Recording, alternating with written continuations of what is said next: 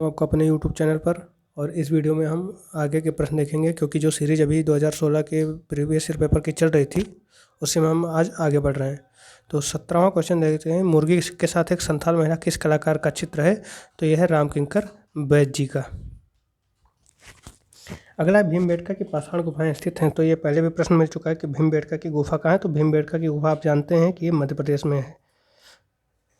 तो यहाँ पर पहाड़ियों का विकल्प दिया हुआ है, तो इसमें आपको चयन करना है कि किस पहाड़ी में है। तो ये आपका है विंध्याचल की पहाड़ियों में है।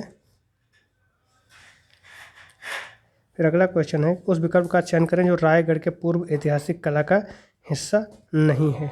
तो ये जो है आपका उदयगिरी है। तो ये उदयगिरी की गुफाएं यहाँ पाई जाती हैं, और उदयगिरी जो है वो आपका प्रागैतिहासिक काल का हिस्सा नहीं है। उस जगह का नाम बताइए जहाँ भारत कला भवन स्थित है। तो भारत कला भवन कहाँ है? आपका बनारस में स्थित है। नाचती हुई लड़की और दाढ़ी वाले सिर कौन से प्रसिद्ध सिंधु घाटी कला के अवशेष हैं? तो ये मोहनजोदाड़ो के हैं। जोगीमारा गुफा के चित्रों का हिस्सा नहीं है। तो नारियल पेड़ के साथ प्राकृतिक दृश्य आपका जो है वो क्या है? जोगीमारा गुफा के चित्रों का हिस्सा नहीं है। अजंता की गुफाओं के, तो यहाँ आपका आंसर क्या हो जाएगा? नारियल पेड़ के साथ प्राकृतिक दृश्य। फिर है अजंता की चित्रकला क्या वर्णित करती है? तो अजंता की चित्रकला चूंकि बौद्ध से संबंधित है तो बौद्ध जातक कहानियाँ वर्णित करती है।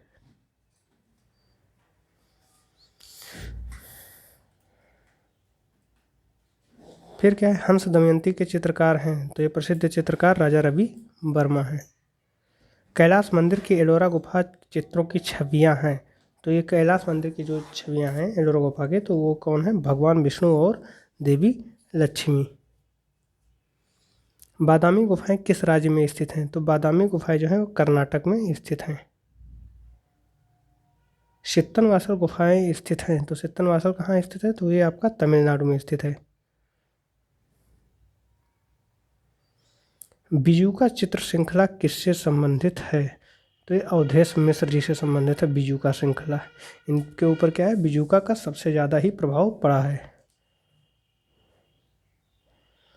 पल्लव वंश की राजधानी यहाँ स्थित थी। तो पल्लव वंश की राजधानी कहाँ है? कांचीपुरम। वास चित्रों से संबंधित कौन है? तो ये बद्रीनाथ आर्य जी हैं, वास चित्रों से संबंधित हैं। मांडू किस राज्य में स्थित है? तो मांडू आपका मध्य प्रदेश में स्थित है। श्याम बेनेगल क्या है? तो ये प्रसिद्ध फिल्म निर्माता हैं, फिल्म निर्देशक हैं, सॉरी।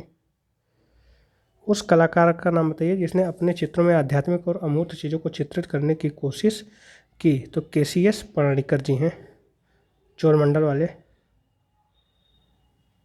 मुंबई में रेडियोलॉजिस्ट का काम करने वाले स्वशिक्षित कलाकार का नाम लिखिए। तो ये कौन है? ये हैं आपके सुधीर पटवर्धन जी।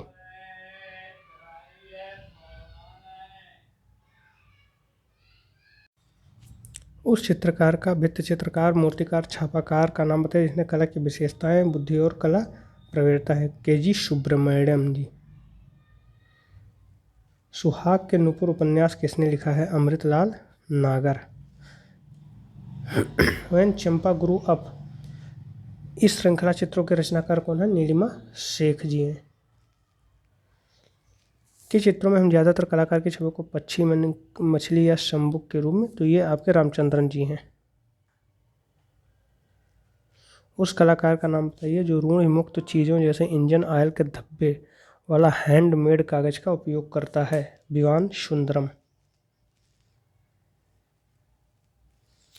ज्यामितीय चित्र प्रकृति के रचनाकार कौन थे? तो यह हैं एस.एच. रजा जी। बनारस शीर्षक की श्रृंखला के रचनाकार कौन है? दिलीप दास गुप्ता जी। अपने समलिंगी प्रेम के अवैध तस्वीरों के लिए जाने जाते हैं। तो हमने आपको बताया था भूपेन खक्कर जी।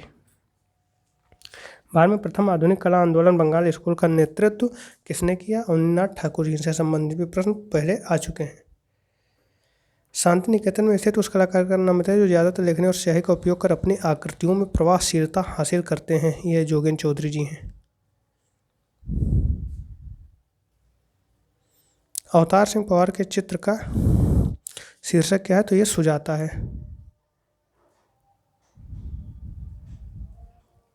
सॉरी।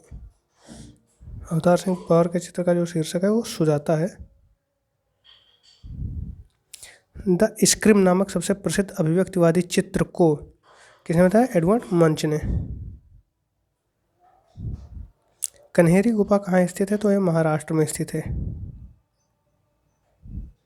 निम्नलिखित में कौन सा मूर्तिकार है? तो ये आपके रामकिंकर बैद जी हैं। मिर्ज़ापुर की गुफाएं किस राज्य में स्थित हैं? तो मिर्ज़ापुर की जो गुफाएं वो उत्तर प्रदेश में है।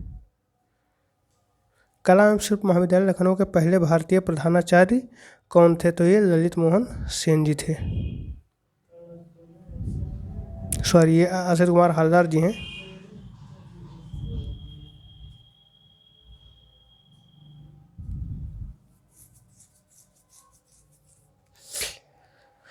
ललित मोहन सेन जी इनके छात्र थे।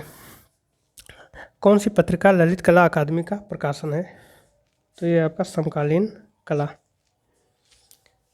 इनमें से कौन सा हड़प्पा सभ्यता का हिस्सा नहीं है? तो बौद्ध मंदिर, क्योंकि इसमें बौद्ध मंदिर के कोई भी साक्ष्य में प्राप्त नहीं हुए हैं। जोगीमारा गुफाएं स्थित हैं तो आपका छत्तीसगढ़ में स्थित है। अजंता गुफाओं का पता कब चला? तो ये 1819 में पता चला था। अजंता गुफाएं के पास स्थित हैं तो ये चूँकि मध्य प्रदेश में है तो मध्य प्रदेश में और भी हैं, लेकिन ये भोपाल के सर्वाधिक निकट है ये। किस साम्राज्य ने एलोरा गुफा कला को विकसित किया? तो जो आपका एलोरा गुफा कला